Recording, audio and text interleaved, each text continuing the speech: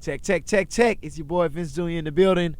It is time for the He's a Battle Axe podcast, and I've brought in a very special guest, my one and only sister, Zuri Montgomery. How you doing, Zuri? Hello, how are you? And what we're going to do for you guys, we're going to bring you guys 4 facts about Negro spirituals, specifically call and response, so that we can give you more information. You can be enlightened about what the call and response in Negro spiritual is to us in America. We're not going to waste any time. I'm going to jump into the first fact. Well, Zuri, you want to jump into the first fact? Sure, I got you.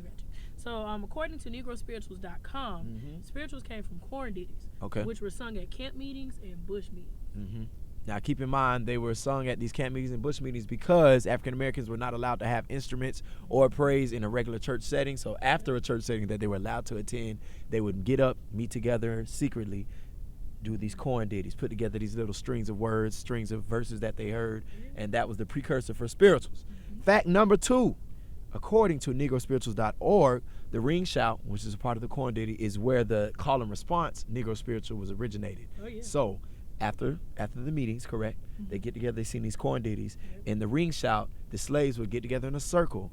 One person would shout out one phrase or one concept, and then the rest of the circle would respond. So call out and respond. That's where call and response came from. Now, what was special about the ring shouts were as they continue to sing it, they would repeat that pattern. They might change the phrase, but the melody would stay the same, and it would heighten. The people would feel it. They would feel spiritually moved. They would get healing, mental, physical, and spiritual healing from these ring shouts. So this is where the precursor to Negro spirituals were. This is where call and response was born at. They would call and respond, get that healing, get everything they needed, get everything that the white church or the white master could not give them. And see, according to Encyclopedia.com, fact number 3, those African ring shouts, even though they originated in Central and West Africa, they had the same aspects of those slaves, who came over.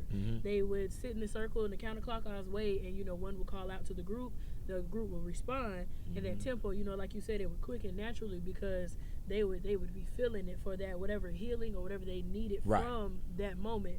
It would intensify, like you said, with the slaves would. Right. So what we're looking at is basically these these Africans taking as slaves, whether they were taken from Africa or their generations from Africa, but given a new religion, the American religion, and still contributing the African origin tradition. So we have this Negro spiritual. We have this spiritual that was originated in America, but it came from an African tradition. It might have been rooted in Christian religion in America. It might have been rooted in what God and Jesus in the Holy Bible said. They might have used Bible stories, but the concept, the getting together counterclockwise, the calling out and the responding, the way that they move together, and it would speed up, the energy would consume people. Sometimes they would fall out feeling overwhelmed. And even you still see that today when people get caught in the spirit in churches. That all originated from Africa. So that was fact number 3. We're going to tie it all together and bring it back to America with fact number 4 and ask about where the Negro spiritual is today. And I'm going to tell you it's everywhere. Why, you ask? Because the Negro spiritual was the first American signature sound, according to the originalpeople.org. I like that website name. According to that, Negro spirituals became a cornerstone in music. After the Civil War, groups like the Jubilee Singers and others would take those slave songs, those corn ditties, those call and response songs, those songs being sung in upstart AME churches and primitive Baptist African-American churches. They would take these songs and record them and sing them with these difficult harmonies, these syncopated rhythms.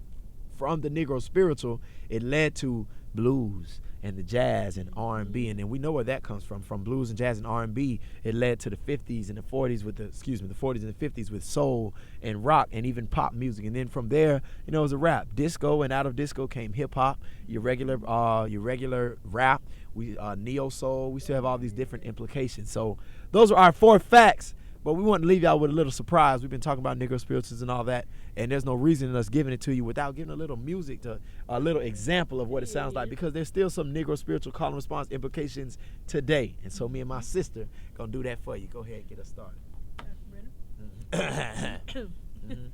Traveling shoes, Lord God on my traveling shoes. Traveling shoes, Lord God on my traveling shoes. Traveling shoes, Lord God on my traveling shoes. Traveling shoes, Lord God on my traveling shoes. If I run on, see what the end's gonna be. Well, if I run on, see what the end's gonna be. If I run on, see what the end's gonna be. If I run on, see